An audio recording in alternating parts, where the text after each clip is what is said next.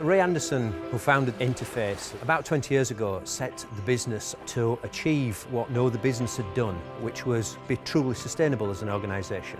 We called that Mission Zero. He often used to say, if and when we achieve Mission Zero, we could become restorative through the power of our influence. The Networks programme is at least the beginning of demonstrating how Interface can become a restorative organisation. Networks is a programme that Interface has developed with the Zoological Society of London and our other partner, Aquafil, who is a fibre supplier to Interface. The programme takes discarded fishing nets from coastal communities and arranges the recycling of those fishing nets back into carpet fibre that we can use in our modular flooring.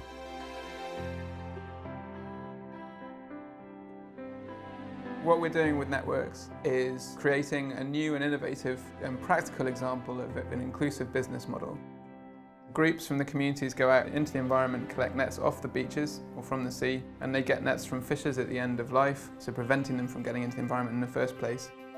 As a group, the community then sell the nets into a global supply chain, and they're regenerated into nylon yarn that can then be used to make some very beautiful products, such as Interface's carpet tiles.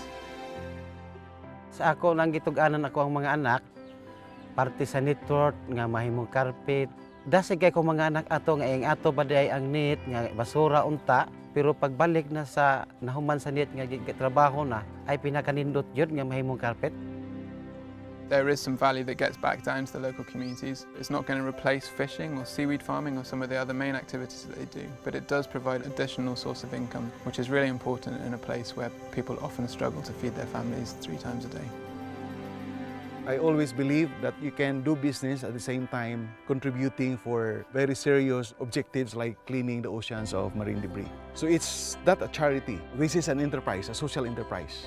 Developing inclusive business is not about philanthropic giving. We're doing this to demonstrate that there is a better way of doing business, and Networks is genuinely inclusive in that respect. What we want to do with Networks is ensure that as much of the value of the nets is retained within the community in order for the communities to benefit as much as possible. One of the key aspects of the Networks programme was creating the ability for the villagers to save using the community banking systems that we set up. 12 months on, we can now see the value that those community banks are bringing to the villagers. Nalipay mig maayo tungod kay na ang net nakatabang pud ni siya pagdugang sa among savings. Sa kwarta para jud sa kuang mga anak nga nag-eskwela pagkakaron o sa diha sa company Malay. Diha ra jud nako gidapat ang kwarta nako diha sa Kumuska. In community banking, they were able to address other needs in the family, especially in the schooling of their children, or even the daily needs like buying rice for a day. It actually helps the community to learn how to save. They save now for the future. One of the exciting things about Networks as a partnership model is the way that we're working together to tackle environmental and social problems in the developing world.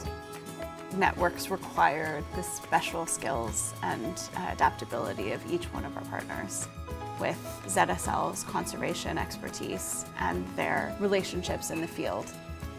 Aquafil provided a pioneering econyl regeneration system, a way of recycling nets without which none of this would be possible. What makes the Networks partnerships so unique is the long-term relationships that we have, the amount of trust that we have. Interface has long been an advocate of an open innovation approach, and Networks really demonstrates that collaborative innovation without finding the right partners wouldn't have been possible.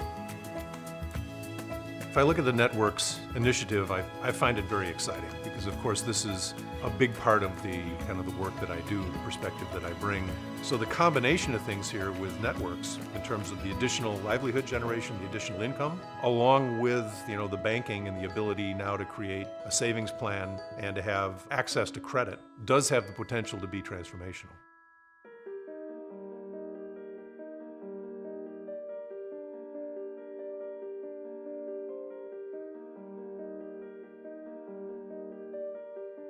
It really shattered the whole country.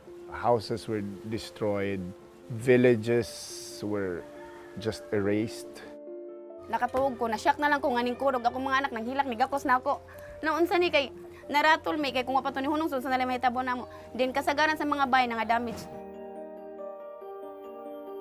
What's important is moving forward, and we've seen that the human spirit cannot be overpowered for so long. And the strength of humanity really showed.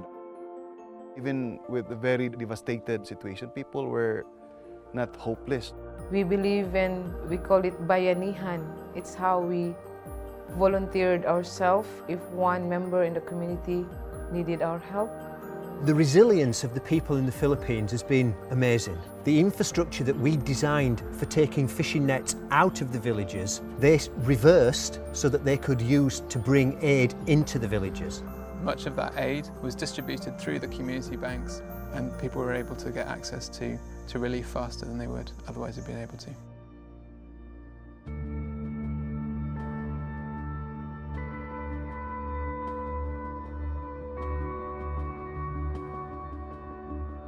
One of the things I find really interesting over the last year is seeing the way that the people are responding to the programme. What we expected to find after the earthquake was that the volume of nets being collected would reduce as people's priorities change and they focus on trying to rebuild.